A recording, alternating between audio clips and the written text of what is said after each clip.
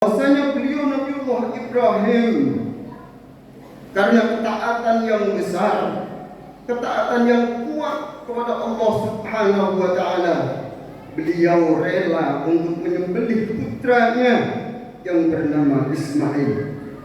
Begitu pula putranya dengan ikhlas hati bersedia untuk disembelih dikarenakan besarnya, kuatnya keimanan, ketakwaan kepada Allah Subhanahu wa taala. Akhirnya Nabiullah Ibrahim dan Ismail berhasil menjalani ujian dan cobaan dari Allah Subhanahu wa taala. Itu membuktikan ketaatan dan kecintaannya kepada Allah Subhanahu wa taala, yang pada akhirnya Allah menggantinya dengan seekor kambing, dengan seekor domba untuk dikorbankan. Ganti berupa seekor kambing itu nampaknya tidak seimbang dengan pengorbanan yang diberikan oleh Nabi Ibrahim dan Nabi Ismail. Oleh karenanya Allah Subhanahu wa taala mensyariatkan kepada umat baginda Nabi Muhammad sallallahu alaihi wasallam untuk menyelenggarakan kurban di setiap hari Idul Adha. Sekarang sudah berapa banyak daging kurban yang disembelih sebagai penebus bagi Nabiullah Ismail. Sungguh amat besar dan agung peristiwa ini sebagai suri tauladan. Menyembelih hewan kurban itu merupakan ukuran bagi setiap kita semua. Sampai berapa besar kesediaan kita untuk berkorban demi pengabdian kita kepada Allah Subhanahu wa taala. Padahal kita hanya cuma diperintah untuk menyembelih hewan kurban, bukan diperintah untuk menyembelih anak kandung kita. Maka kita harus menunjukkan bahwasanya pengabdian, kecintaan kita kepada Allah Subhanahu wa taala sangatlah besar.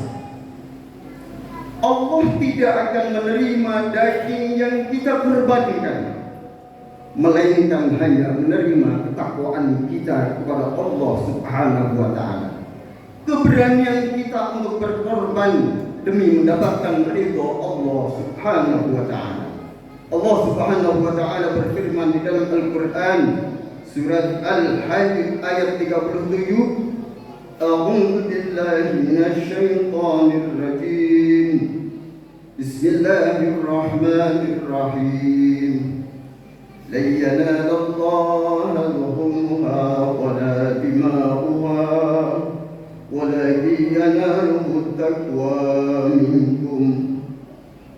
Yang artinya kurang lebihnya sebagai berikut, bahwa Allah Subhanahu wa taala tidak menerima daging-daging yang menjadi kurban, dan tidak pula akan menerima darah yang menetes dari hewan kurban, melainkan Allah akan menerima ketakwaan kita kepada Allah Subhanahu wa taala.